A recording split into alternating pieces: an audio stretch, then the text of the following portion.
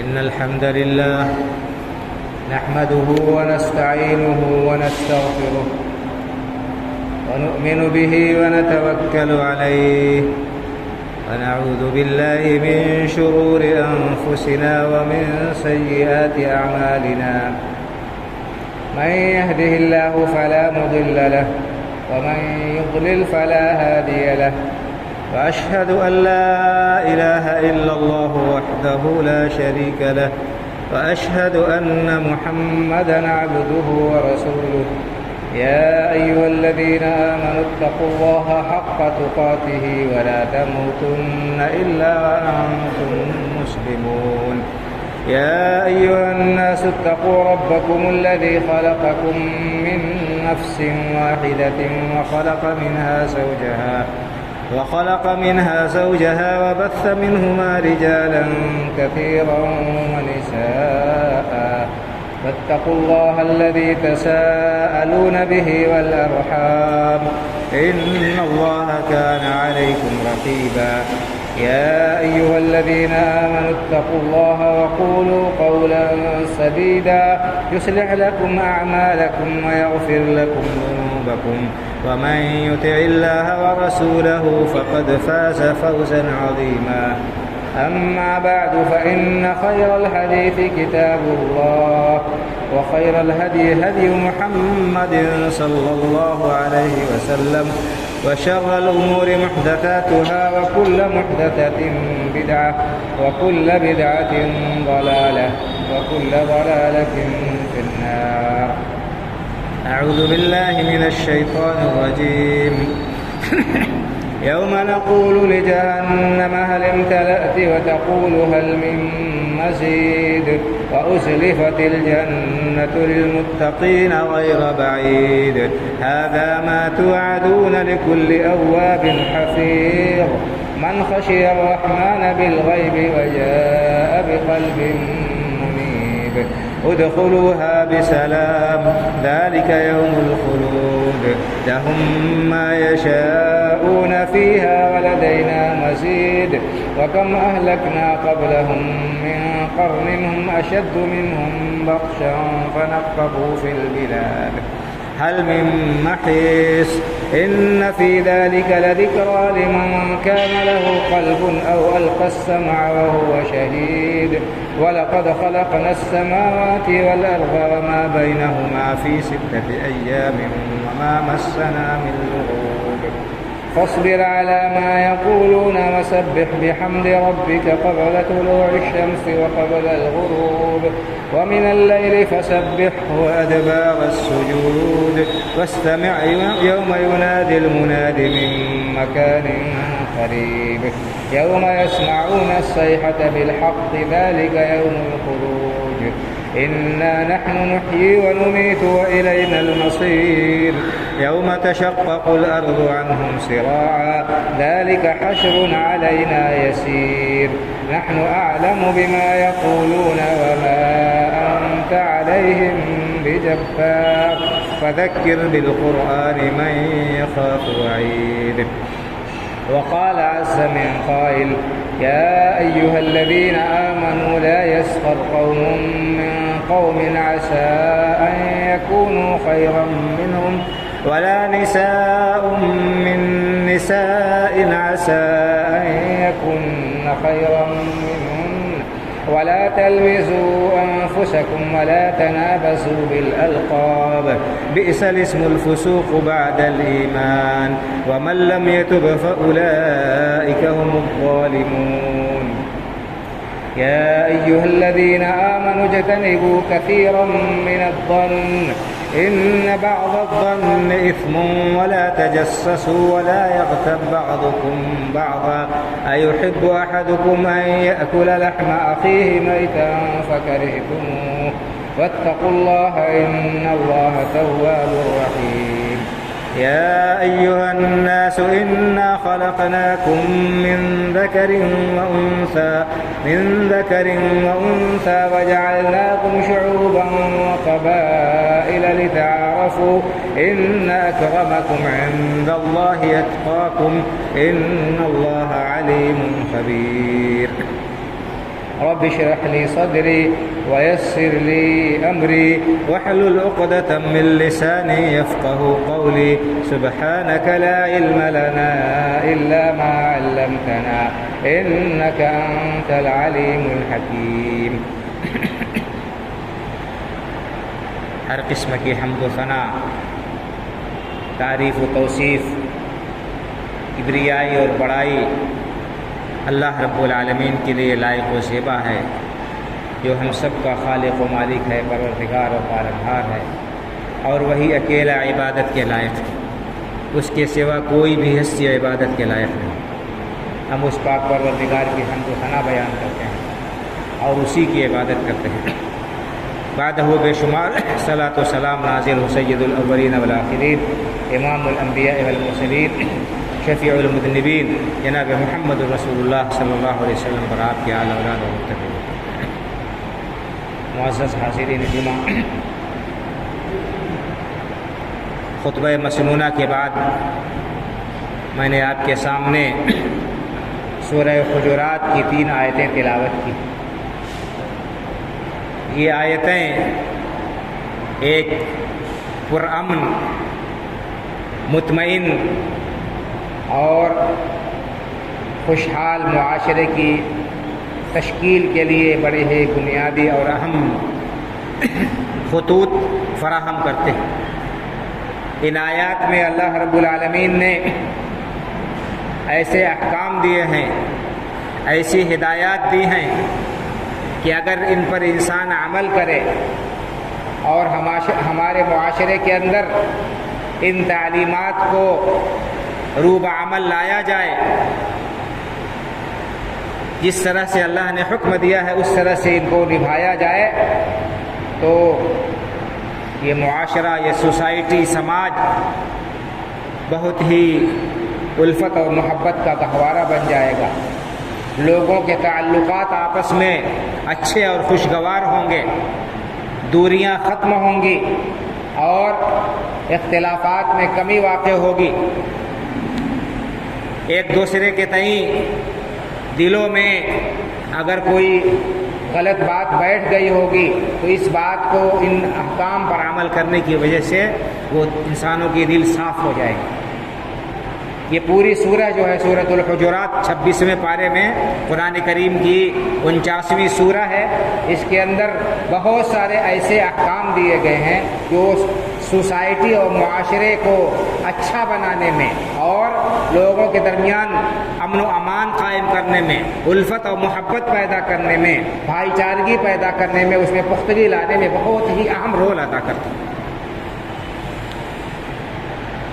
افسوس یہ ہے کہ قرآن کریم کی اتنی عظیم تعلیمات سے لوگ نابلد ہیں، ناواقف ہیں، جانتے نہیں ہیں، یا اگر جانتے بھی ہیں تو عملی طور پر ان کو انجام دینے میں بڑی کوتاہیاں پائی جاتی ہیں۔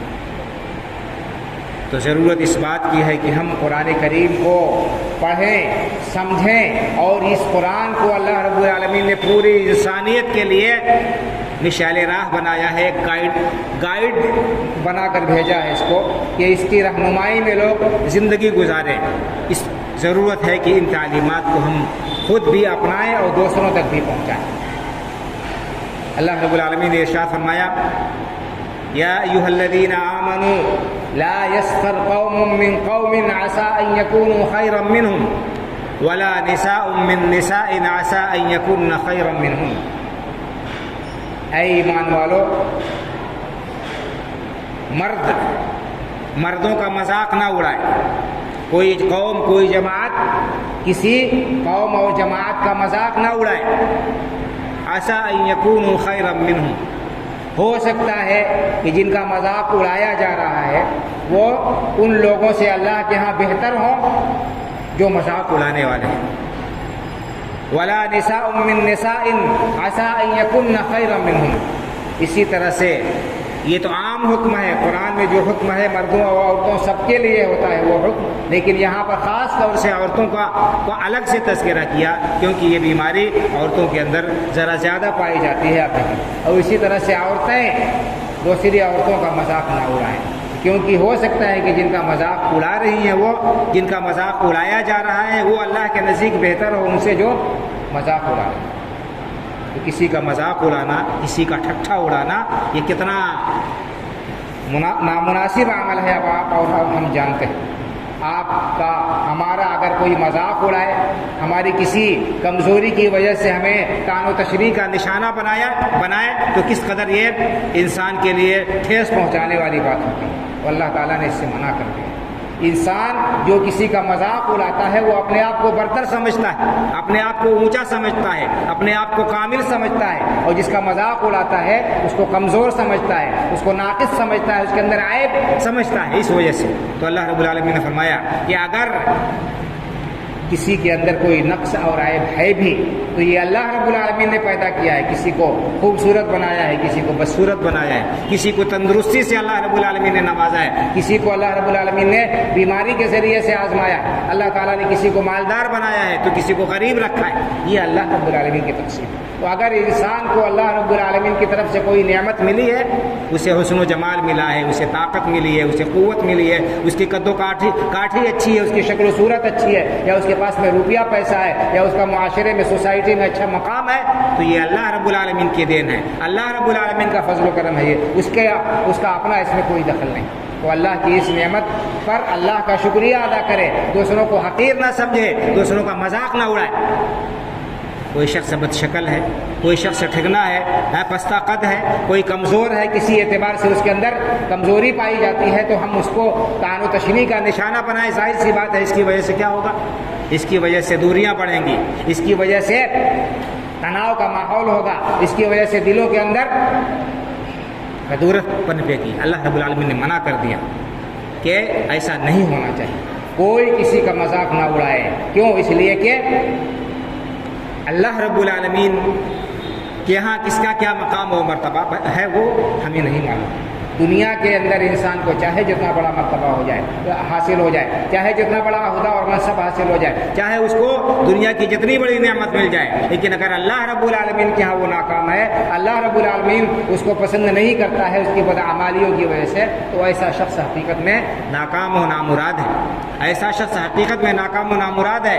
اس کو اپنے دولت پر، اپنے عزت پر، اپنے شہرت پر، اپنے حسن و جمال پر، اپنے عہدہ و منصب پر فخر کرنے کا کوئی مقام نہیں ہے، اسے افسوس کرنا چاہیے۔ تو پہلی بات اللہ رب العالمین نے دوری ختم کرنے کے لیے لوگوں کے دلوں کے اندر ایک دوسرے کے سلسلے میں کوئی برا خیال نہ آئے، اللہ نے منع کر دیا کہ کوئی کسی کا مذاق نہ اڑائے۔ یا ایھا الذین آمنوا لا یسخر قوم من قوم عسى ان یکونوا خیرا منهم ولا نساء من نساء عسى ان یکن خیرا منهم۔ نہ مرد مردوں کا مذاق اڑائیں، نہ عورتیں عورتوں کا مذاق اڑائیں۔ ولا تلمزوا انفسکم، اور اس کے بعد اللہ نے فرمایا کہ اسی طرح سے لوگوں کو ایک دوسرے کو برے ناموں سے نہ پکارو، ایک دوسرے کو برے ناموں سے یعنی طعن و تشریح نہ کرو، ایک دوسرے پر طعن و تشریح نہ کرو۔ اگر کوئی شخص مثال کے طور پر کبھی اس کا ماضی تاریک رہا ہو، کسی شخص سے اس کی پچھلی زندگی میں کوئی کوتاہی ہو گئی ہو، کوئی اس سے غلط کاری ہو گئی رہی ہو، لیکن اس کے بعد اس نے توبہ کر لیا، اپنی اصلاح کر لیا، تو اب اس کو اس کا پچھلا یاد دلا کر اس کو عیب نہ لگا، اس کے اوپر طعن تشریح نہ کرو۔ ارے تم فلانے ہو، تم تو شرابی تھے، تم تو جواری تھے، تم تو ایسا کرتے تھے، تم تو ایسا کرتے تھے، ارے تمہارا باپ تو فلاں تھا، اور تم تو فلاں نسل سے تعلق رکھتے ہو، تم فلاں کی اولاد ہو۔ کسی کے اوپر عیب نہ لگا، کسی کے اوپر عیب نہ لگا۔ اللہ نے فرمایا ولا تلمزوا انفسکم، کسی کے اوپر عیب نہ لگا۔ ولا تنابزوا بالالقاب، اور کسی کو برے نام سے پکارو نہیں، برے نام سے کسی کو نہ پکارو۔ لوگ چڑھانے کے لیے نام رکھ لیتے ہیں، اور ایسا نام رکھتے ہیں، ایسے القاب سے پکارتے ہیں جس کو سننے والا پسند نہیں کرتا ہے اور برا سمجھتا ہے۔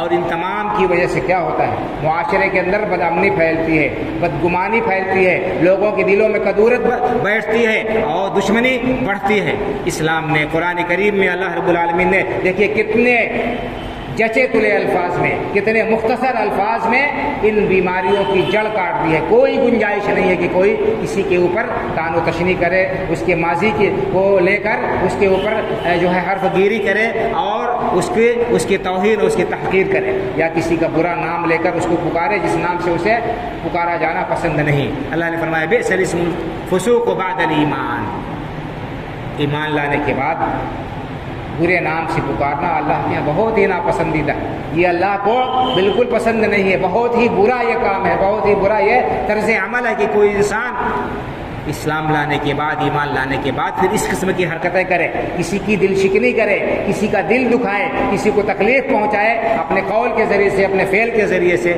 اور انسان کو پشیمان کرے، اس کو شرمندہ کرے، اس کا ماضی یاد دلائے۔ بئس الاسم الفسوق بعد الایمان، اللہ نے فرمایا کہ یہ بہت ہی برا عمل ہے، اور اس کے بعد دھمکی دی جو لوگ ایسا کرتے ہیں ان کے لیے بڑی سخت وعید ہے۔ وَمَن لَّمْ يَتُبْ فَأُولَٰئِكَ هُمُ الظَّالِمُونَ، اگر اب تک نہیں معلوم تھا، کسی سے غلطی ہو گئی، کسی نے کسی کے ساتھ اس قسم کی نازیبا حرکت کر دی، کسی کا دل دکھا دیا، کسی کو غلط القاب سے پکار کر اس کو تکلیف پہنچایا، یا کسی کو کا برا نام رکھا، یا کوئی اور اس قسم کی حرکت کی، تو اس سے توبہ کرو اور اللہ کی بارگاہ میں شرمندگی کا اظہار کرو، اور اس بندے سے معافی مانگو جس کی دل شکنی کا باعث بنے ہو، جس کو تکلیف پہنچائی ہے، جس کو اذیت پہنچائی ہے، جس کا دل توڑا ہے، اس سے معافی مانگو، اللہ کی بارگاہ میں توبہ کرو۔ وَمَن لَّمْ يَتُبْ فَأُولَٰئِكَ هُمُ الظَّالِمُونَ، جنہوں نے جو توبہ نہ کرے، اپنی ان حرکتوں سے باز نہ آئے، اللہ کے نزدیک یہ لوگ ظالم ہیں، یہ لوگ ظالم ہیں، جو معاشرے کے اندر اس طرح سے بدامنی پھیلانا چاہتے ہیں، جو دشمنی کو فروغ دیتے ہیں، اس کی وجہ سے دشمنی کی بنیاد پڑتی ہے، اس بنیاد کو اسلام نے کھود کر پھینک دیا کہ کوئی گنجائش نہیں کہ انسان رہتے ہوئے انسانی معاشرے میں، انسانی سوسائٹی میں کسی طرح کے نفرت کو، کسی طرح کے جو ہے برے جذبات کو جگہ ملے۔ بڑی وضاحت کے ساتھ اللہ نے فرما دیا وَمَن لَّمْ يَتُبْ فَأُولَٰئِكَ هُمُ الظَّالِمُونَ، اگر کوئی ایسا کرتا ہے بہت بڑا ظالم ہے، اگر وہ توبہ نہیں کرتا ہے، اپنی اس حرکت سے باز نہیں آتا ہے، تو یہ ظالم ہے اللہ رب العالمین کیا۔ اس کے بعد کیا فرمایا اللہ رب العالمین نے؟ یا ایھا الذین آمنوا اجتنبوا کثیرا من الظن ان بعض الظن اثم، اے ایمان والو بدگمانی سے بچو، بدگمانی سے بچو۔ کسی کے سلسلے میں ایک انسان ہے، سیدھا سادہ انسان ہے، شریف انسان ہے، کوئی بظاہر اس سے حرکت نہیں سرزد ہو رہی ہے کسی قسم کی غلط، خواہ مخواہ جو ہے اس کے ٹوہ میں پڑے رہو اور اس کے کمزوریوں کو تلاش کرو، اس کی کمزوریوں کو تلاش کرو، اور اگر کوئی کام وہ کرتا ہے تو اس کو غلط محمل پر محمول کرو کہ ایسا ہوگا۔ اسلام میں اس کی اجازت نہیں۔ اجتنبوا کثیرا من الظن، بدگمانی کرنے سے بچو، ان بعض الظن اثم، کیونکہ بعض گمان یہ سراسر گناہ ہوتے ہیں، سراسر گناہ ہوتے ہیں، کوئی حقیقت نہیں ہوتی ہے۔ انسان کے دل میں شیطان ایک کیڑا ڈالتا ہے اور شیطان جو ہے اس کو اس کے پیچھے لگا دیتا ہے، خواہ مخواہ کسی کے پیچھے لگ کر اس کی کمزوریوں کو تلاش کر کے، اور اگر انسان ہونے کی حیثیت سے کوئی کمزوری اس کے اندر ہے بھی تو اس کو اچھالے، معاشرے کے اندر اس کو بدنام کیا جائے، اس کو بے عزت کیا جائے، اس کے عزت پر بٹا لگایا جائے۔ اللہ نے فرمایا یہ بہت بڑا گناہ ہے، اور حدیث پاک میں اللہ کے رسول صلی اللہ علیہ وسلم فرماتے ہیں کہ ایاکم والظن فإن الظن اکذب الحدیث، لوگوں خبردار بدگمانی سے بچو، بدگمانی نہ کرو، کسی کے سلسلے میں خواہ مخواہ دل میں برے خیالات نہ رکھو۔ کیوں؟ اس لیے کہ فإن الظن اکذب الحدیث، کیونکہ یہ بدگمانی بہت ہی جھوٹی بات ہے، بے بنیاد یہ چیز ہوتی ہے۔ اگر حقیقت میں واقعی کوئی شخص اس کے اندر غلطی ہے اور آپ جانتے ہیں تو آپ اس سے اگر ہمدرد ہیں، اس کے حقیقت میں اس کے خیر خواہ ہے تو تنہائی میں اسے سمجھائیے، اسے بتائیے۔ اگر خیر خواہی کا جذبہ ہے تو انسان اس کو رسوا نہیں کرے گا، 10 آدمیوں کے بیچ میں اس کے عیوب کو بیان نہیں کرے گا، تنہائی میں اسے بیان کرے گا کہ بھائی یہ کمزوری ہے اور یہ بات مناسب نہیں ہے، آپ کو اس سے پرہیز کرنا چاہیے۔ کہا گیا ہے کہ ایک مسلمان دوسرے مسلمان کے لیے آئینے کی طرح ہوتا ہے، آئینہ ہوتا ہے، المؤمن میرا ایک، یعنی ایک مومن دوسرے مومن کے لیے آئینے کے مانند ہوتا ہے۔ آئینے کا کام کیا ہے بھائی اور بزرگ؟ آئینے کا کام یہ ہے کہ جو شخص آئینے کے سامنے کھڑا ہوتا ہے اس کے اچھائی کو اور اس کے برائی کو، دونوں کو آئینہ بالکل صاف صاف اس کے سامنے رکھ دیتا ہے، اچھائی ہے تو اس اچھائی کو بھی بیان کر دیتا ہے، حسن و جمال ہے تو اس حسن و جمال کو بیان کر دیتا ہے کہ ہاں تم حسین و جمیل ہو۔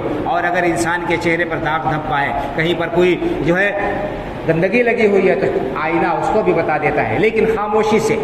اور جیسے ہی آئینے کے سامنے سے انسان ہٹ جاتا ہے اس کا راز وہی دفن ہو جاتا ہے۔ آئینہ کسی دوسرے کو دوسرے کا عیب نہیں بتاتا، تو عیب کسی کا اگر معلوم بھی ہے تو اسی تک انسان اس کو بتا دے اچھے ڈھنگ سے، تاکہ وہ اپنی اصلاح کر لے۔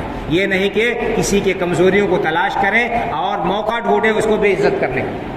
اس طرح سے معاشرے کے اندر انارکی پھیلے گی اور بے امنی پھیلے گی، دشمنی فروغ پائے گی۔ اسلام نے ان تمام کی جڑوں کو کاٹ دیا ہے، انسانیت کا ایسا درس دیا ہے، اور ایک بہترین اور صالح سوسائٹی اور معاشرے کے سماج کے تشکیل کے اندر یہ بنیادی باتیں ہیں۔ یہ ایسی بیماریاں ہیں جو معاشرے کے اندر بڑی گہری ان کی جڑیں ہیں اور یہ بڑی گہرائی تک پیوست ہیں ان کی جڑیں۔ اگر اسی طرح سے یہ ان برائیوں کو کا قلع کما نہیں کیا گیا، ان برائیوں کو دور کرنے کی کوشش نہیں کی گئی، تو پھر بے امنی، بے چینی اور پریشانیاں بڑھتی ہیں، دشمنی کو فروغ حاصل ہوتا ہے اور امن و اطمینان معاشرے سے جاتا رہتا ہے۔ یہ اللہ رب العالمین فرمائے کہ یا ایھا الذین آمنوا اجتنبوا کثیرا من الظن، اے اہل ایمان بہت زیادہ بدگمانی کرنے سے بچو۔ ان بعض الظن اثم، کیونکہ بہت سارے جو ہے گناہ، یہ گمان، یہ گناہ ہوتے ہیں، یہ گناہ ہوتے ہیں، سراسر گناہ ہوتے ہیں، کیونکہ ان کی کوئی اصل نہیں ہوتی ہے۔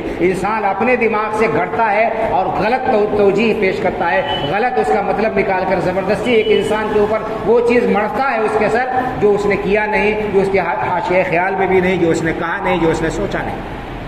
تو بدگمانی سے بچو۔ اجتنبوا کثیرا من الظن ان بعض الظن اثم ولا تجسسوا، اللہ نے فرمایا کسی کی ٹوہ میں نہ رہو، لوگوں کے عیوب کو نہ ٹٹولو، نہ تلاش کرو۔ یہ تجسس کرنا، جاسوسی کرنا، کسی کی ٹوہ میں لگے رہنا بہت بڑا گناہ ہے، اور قرآن میں بھی اللہ رب العالمین نے بیان فرمایا ہے، اور حدیث میں بھی اللہ کے رسول صلی اللہ علیہ وسلم نے اس سے سختی کے ساتھ منع فرمایا ہے۔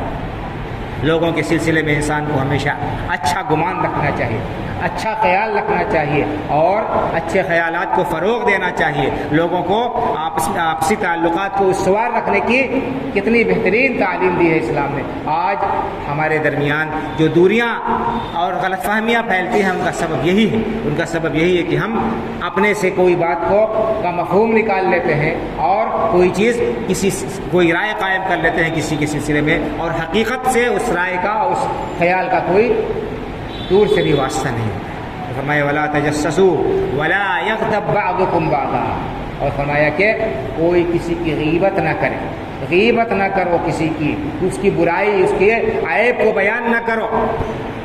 غیبت کرنا کتنا بڑا گناہ ہے اور کتنا گھناؤنا عمل ہے۔ اللہ رب العالمین نے قرآن کریم میں اس کو بیان فرمایا، ایحب احدکم ان یأکل لحم اخیہ میتا فکرہتموہ، کیا تم میں سے کسی کو یہ بات پسند ہے کہ اپنے مردہ بھائی کا گوشت کھاؤ؟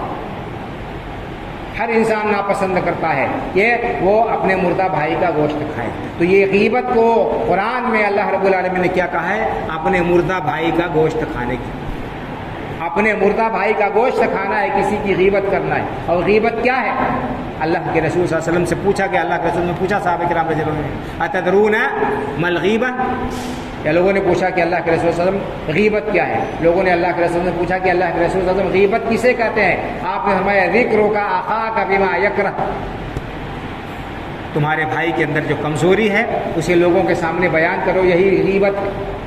یہی غیبت ہے کہ انسان اپنے بھائی کی کمزوری کو لوگوں کے سامنے بیان کرے، جس کو بیان کرنا وہ پسند نہیں کرتا ہے۔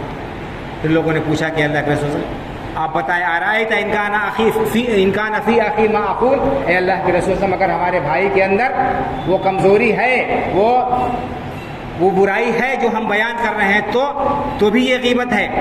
کہا کہ اگر اس کے اندر وہ کمزوری ہے جو تم لوگوں کے سامنے بیان کر کے اس کو رسوا کرنا چاہتے ہو تو یہی تو غیبت ہے۔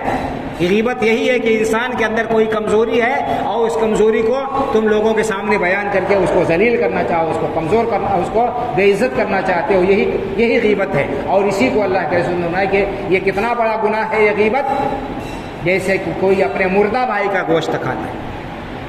اپنے مردہ بھائی کا گوشت کھانا جس طرح سے گھناؤنا اور قبیح عمل ہے اور خراب عمل ہے، اسی طرح سے کسی کی غیبت کرنا، اس کی عزت و آبرو پر بٹا لگانا اور اس کو بدنام کرنے کی کوشش کرنا ہے۔ یہ قرآن کریم میں اللہ رب العالمین نے بیان فرمایا اور اللہ کے رسول صلی اللہ علیہ وسلم نے اس کو بیان فرمایا۔ اور آپ نے فرمایا کہ اگر تمہارے بھائی کے اندر وہ کمزوری ہے جسے تم بیان کر رہے ہو تو یہی غیبت ہے۔ وَإِن لَّمْ يَكُنْ فِيهِ مَا تَقُولُ فَقَدْ بَهَتَّهُ، اور اگر اس کے اندر وہ کمزوری نہیں ہے، تم اس کو اس کی طرف وہ بات منسوب کر رہے ہو، اس بات کو غلط منسوب کر رہے ہو، تو یہ تو بہتان ہے، یہ تو الزام تراشی ہے، یہ اور بھی بڑا جرم ہے کہ انسان کے اندر کمزوری نہ ہو اور زبردستی اس کی طرف اس کمزوری کو جھوٹے طور پر جو ہے اس کی طرف اس کو منسوب کیا جائے۔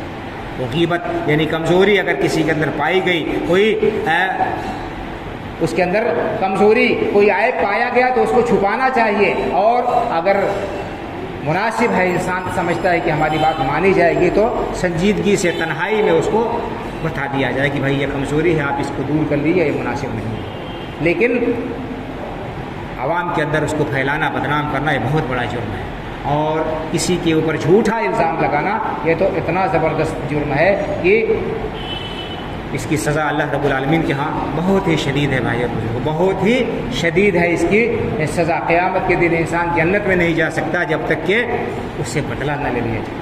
اور اللہ کے رسول صلی اللہ علیہ وسلم نے بیان فرمایا، صحابہ کرام رضی اللہ عنہم اجمعین سے پوچھا، اتدرون ما المفلس، تمہیں پتہ ہے کہ مفلس کون ہے، حقیقی محتاج کون ہے، تمہیں معلوم ہے؟ قالوا المفلس فینا من لا درہم لہ ولا متاع، لوگوں نے کہا اللہ کے رسول صلی اللہ علیہ وسلم مفلس اور محتاج تو ہم اسی شخص کو سمجھتے ہیں جس کے پاس روپیہ پیسہ نہ ہو، جس کے پاس میں دھن دولت نہ ہو، جس کے پاس میں دنیا کے اسباب نہ ہو، جاگیر جائیداد نہ ہو، جو خالی ہاتھ ہو، محتاج ہے، وہی مفلس ہمارے مسجد۔ آپ نے فرمایا کہ ان المفلس من امتی یأتی یوم القیامت بکثیر صلاۃ وصوم وزکوٰۃ، کہ قیامت کی میری امت کا مفلس وہ ہوگا، حقیقی محتاج وہ انسان ہے جو قیامت کے دن آئے گا، اس کے پاس نیکیوں کا پہاڑ ہوگا، نیکیوں کا انبار ہوگا، بڑی نمازیں پڑھی ہوں گی نفلی، اس نے بڑے روزے رکھے ہوں گے نفلی، صدقہ و خیرات کیا ہوگا، بھلائی کے بڑے بڑے کام اس نے کیے ہوں گے، پہاڑ جیسے اس کے پاس میں نیکیاں ہوں گی، لیکن اللہ کے حقوق کو ادا کیا ہوگا، بندوں کے اوپر ظلم کیا ہوگا۔ وَيَأْتِي وَقَدْ شَتَمَ هَٰذَا وَضَرَبَ هَٰذَا وَسَفَكَ دَمَ هَٰذَا وَأَكَلَ مَالَ هَٰذَا فَيُؤْتَىٰ هَٰذَا مِنْ حَسَنَاتِهِ وَهَٰذَا مِنْ حَسَنَاتِهِ۔ آپ نے فرمایا کہ ایسا شخص ہے جس کے پاس میں پہاڑ جیسی نیکیاں ہوں گی، لیکن قیامت کے دن جب آئے گا، حساب کتاب کا معاملہ شروع ہوگا تو یأتی قد شتم هٰذا، کسی کو اس نے گالی دی ہوگی، طاقت کے نشے میں کچھ بھی کہہ دیا، کسی کو بھی گالی کر دے دیا، کسی کو جو ہے بے عزت کر دیا، شتم ہذا، کسی کو گالی دیا ہوگا، وضرب ہذا، کسی کو تپڑ مارا ہوگا، واکل مال ہذا، کسی کو کا مال کھایا ہوگا، وسفک دم ہذا، کسی کا خون ناحق بہایا ہوگا، اور کسی کے جو ہے عزت و آبرو پر اس نے بٹا لگایا ہوگا۔ اس طرح سے اپنے طاقت کے، دولت کے، عزت و شہرت کے نشے میں اس نے لوگوں کی حرمتوں کو پامال کیا ہوگا، ان کے اوپر زیادتی کی ہوگی۔ قرآن اللہ کے رسول فرماتے ہیں کہ فَيُؤْتَىٰ هَٰذَا مِنْ حَسَنَاتِهِ وَهَٰذَا مِنْ حَسَنَاتِهِ، جتنے لوگوں کے اوپر اس نے ظلم کیا ہوگا سب کو اس کی نیکیوں میں سے حصہ دیا جائے گا، بدلہ دیا جائے گا۔ قیامت کے دن روپیہ پیسہ نہیں ہوگا، دولت نہیں ہوگی، ساری پراپرٹی، ساری جاگیر انسان کی یہی رہ جائے گی، اس کا عہدہ اور منصب سب یہی رہ جائے گا۔ اس دن اللہ رب العالمین کے مقابل میں کوئی اس کا ہمنوا نہیں ہوگا، کوئی اس کے ساتھ نہیں ہوگا، انسان ہوگا، اس کا عمل ہوگا۔ آپ نے فرمایا کہ جس کے ساتھ زیادتی کی ہوگی، جتنی زیادتی کی ہوگی اس کی نیکیوں میں سے لوگوں کو دے دیا جائے گا، یہاں تک کہ اس کی ساری نیکیاں ختم ہو جائیں گی، ساری نیکیاں ختم ہو جائیں گی، اور لوگوں کے حقوق رہ جائیں گے، جو اس نے ظلم کیا ہوگا لوگوں کے اوپر وہ رہ جائے گا حساب اس کا، تو لوگوں کے گناہ لے کر اس کے اوپر لاد دیے جائیں گے، اور پھر اسے جہنم میں جھونک دیا جائے گا، اسے جہنم میں پھینک دیا جائے گا۔ یہ مفلس اور محتاج ہے بھائی اور بزرگ۔ کتنی عظیم تعلیم ہے، ظلم سے، ہر طرح کے ظلم سے روکا گیا ہے، اور ظلم کو ناکامی اور نامرادی اور اللہ رب العالمین کے ہاں ہلاکت کا سبب بیان کیا گیا ہے۔ تو یہ ساری باتیں ہیں، اللہ تعالیٰ نے یہاں پر قرآن کریم میں فرمایا کہ وَلَا يَغْتَبْ بَعْضُكُمْ بَعْضًا أَيُحِبُّ أَحَدُكُمْ أَن يَأْكُلَ لَحْمَ أَخِيهِ مَيْتًا فَكَرِهْتُمُوهُ، اس طرح سے تمہیں اپنے مردہ بھائی کا گوشت کھانا ناپسند ہے، اسی طرح سے غیبت ناپسند ہونے چاہیے، اور جان لو کہ اللہ تعالیٰ توبہ قبول کرنے والا ہے۔ اللہ رب العالمین بندوں کی توبہ قبول کرنے والا ہے. اگر بندہ اس کو احساس ہو جائے، توبہ کر لے اللہ کی بارگاہ میں اور دنیا میں ہی معافی تلافی کرا لے، جو لوگ جن کے اوپر ظلم و زیادتی کیا ان سے حساب صاف کر لے، تو قیامت کے دن اس کے لیے اسی میں عافیت ہے، اسی میں اس کے لیے کامیابی ہے. اور اگر کسی طرح سے شیطان نے اس کے دماغ میں یہ بات بھر دی ہے اور اس کی بڑائی اور تکبر اس کے دماغ میں ڈال دیا ہے اور حقیر سمجھا ہے لوگوں کو اور ظلم کر کے اس دنیا سے گیا ہے، تو اس کا انجام بڑا ہی خطرناک ہے. اس کے بعد آخری آیت جو میں نے پڑھی اس کا ترجمہ کر دیتا ہوں. کس طرح سے اسلام نے، قرآن نے پوری انسانیت کو ایک ماں باپ کی اولاد قرار دیا. فرمایا یا ایھا الناس انا خلقناکم من ذکر و انثی وجعلناکم شعوبا وقبائل لتعارفوا. اے لوگو، اے انسانوں، ہم نے تمہیں ایک مرد اور ایک عورت سے پیدا کیا ہے. آدم اور حوا یہ تمہارے ماں اور باپ ہیں، ایک ماں باپ کی اولاد ہو. ایک ماں باپ کی جب اولاد ہیں اس میں یہ تفریق کہاں سے آ گئی؟ اونچ نیچ اور جو ہے اس قسم کے جو جھگڑے تم نے قائم کر لی ہیں وہ کہاں سے آ گئے؟ یا ایھا الناس انا خلقناکم من ذکر و انثی. اے لوگوں، ہم نے تمہیں ایک مرد اور ایک عورت سے پیدا کیا ہے. وجعلناکم شعوبا وقبائل لتعارفوا. اور ہم نے تمہیں خاندانوں اور قبیلوں میں تقسیم کر دیا ہے، تمہارے خاندان اور قبیلے بنائے ہیں تاکہ ایک دوسرے کو پہچان سکو، ایک دوسرے کو پہچان سکو. یہ ہمارے چچا ہیں، یہ ہمارے ماموں ہیں، یہ بابا ہیں، یہ فلاں ہیں، یہ فلاں ہیں. پہچان کر ان کے حقوق کو ادا کر سکو. تو اس خاندان اور قبیلے اللہ نے بنائے ہیں تعارف کے لیے، تفاخر کے لیے نہیں کہ کسی کو نیچا سمجھو، کسی کو حقیر سمجھو، کسی کے ماموں کو معمولی سمجھو. ایک اصل اپنے یاد رکھو کہ پورے انسانوں کی اصل ایک مرد اور ایک عورت آدم اور حوا، ان سے تم کو پیدا کیا اللہ رب العالمین نے. ان اکرمکم عند اللہ اتقاکم. اللہ رب العالمین کے ہاں معزز وہ ہے جو اللہ سے زیادہ ڈرنے والا ہو، اللہ کا سے سب سے زیادہ پرہیزگاری اللہ تعالیٰ کی اختیار کرنے والا ہو. تو یہ چند آیتیں ہیں بھائی اور بزرگوں، کس طرح سے اللہ رب العالمین نے اس کے اندر معاشرے کے اندر جو عیوب، جو خرابیاں، جو برائیاں پائی جاتی ہیں ان کا خاتمہ کر دیا ہے اور سختی سے ان کی تردید کی ہے. اگر ان پر عمل کیا جائے تو دلوں کے اندر قربت آ سکتی ہے، ایک دوسرے سے الفت اور محبت پیدا ہوگی، دشمنیاں ختم ہوں گی اور اختلافات جو ہے دور ہوں گے. اور لوگوں نے جو الگ الگ گروہ اور جماعتیں قائم کر کے ان کی وجہ سے تعصب کرتے ہیں، یہ سارے تعصب کا خاتمہ ہو جائے گا. کتنا بہترین نسخہ انسانیت نوازی کا قرآن نے پیش کیا ہے. افسوس یہ کہ اس قسم کی تعلیمات کو ہم جانتے نہیں ہیں، اور اگر جانتے بھی ہیں تو عملی اس کا مظاہرہ نہ کر کے ہم اور بڑے جرم کا ارتکاب کر رہے ہیں. ہمیں چاہیے کہ ان تعلیمات کو عام کرے، معاشرے کے اندر بھائی چارگی کو عام کرے، الفت و محبت کو عام کرے. یہ بتائیں کہ قرآن کی کیا تعلیم ہے، اسلام کی کیا تعلیم ہے. اسلام کے معنی ہی سلم اور سلامتی کے، پیس، اسلام کے معنی ہی شانتی اور پیس کے ہیں. تو جو جس کا نام ہی امن سلامتی کا ضامن ہو، اس کے سلسلے میں ہمیں چاہیے کہ ہم صحیح رائے قائم کریں اور جو صحیح تعلیمات ہے قرآن کریم اور حدیث مبارکہ ان کو ہم جانیں اور اس کی روشنی میں کوئی رائے ہم قائم کریں. اللہ رب العالمین سے دعا ہے کہ اللہ تعالی ہم سب کو الفت و محبت کے ساتھ، ہمدردی کے ساتھ، اپنائیت کے ساتھ رہنے کی توفیق عطا فرمائے. اللہ رب العالمین ہمارے معاشرے کے اندر امن و امان کو عام کر دے. اللہ رب العالمین سب کے دلوں میں ایک دوسرے کے تئیں الفت، ہمدردی، محبت اور بھائی چارگی کے جذبات کو پروان چڑھائے اور اسلام پر زندہ رکھے. اللہ رب العالمین ہم سب کو ایک دوسرے کے دکھ درد میں شرکت کرنے کی توفیق عطا فرمائے. اور اللہ رب العالمین ہم سب کو امن و امان کے ساتھ رکھے، دنیا میں بھی اپنے سائے میں رکھے اور آخرت میں بھی اللہ رب العالمین اپنے نیک و صالح بندوں میں شامل فرما کر جنت الفردوس میں ہم سب کا ٹھکانہ بنائے. آمین. اقول قولی ھذا واستغفر اللہ لی ولکم ولسائر المسلمین فاستغفروہ من کل ذنب انہ هو الغفور الرحیم. إن الحمد لله نحمده ونستعينه ونستغفره ونؤمن به ونتوكل عليه ونعوذ بالله من شرور أنفسنا ومن سيئات أعمالنا من يهده الله فلا مضل له ومن يضلل فلا هادي له وأشهد أن لا إله إلا الله وحده لا شريك له وأشهد أن محمدا عبده ورسوله. إن الله وملائكته يصلون على النبي يا أيها الذين آمنوا صلوا عليه وسلموا تسليما. اللهم صل على محمد وعلى آل محمد كما صليت على إبراهيم وعلى آل إبراهيم إنك حميد مجيد. اللهم بارك على محمد وعلى آل محمد كما باركت على إبراهيم وعلى آل إبراهيم إنك حميد مجيد. اللهم انصر من نصر دين محمد صلى الله عليه وسلم واجعلنا منهم واخذل من خذل دين محمد صلى الله عليه وسلم ولا تجعلنا منهم. عباد الله رحمكم الله إن الله يأمر بالعدل والإحسان وإيتاء ذي القربى وينهى عن الفحشاء والمنكر والبغي يعظكم لعلكم تذكرون. فاذكروا الله يذكركم وادعوه يستجب لكم ولذكر الله أكبر والله يعلم ما تصنعون.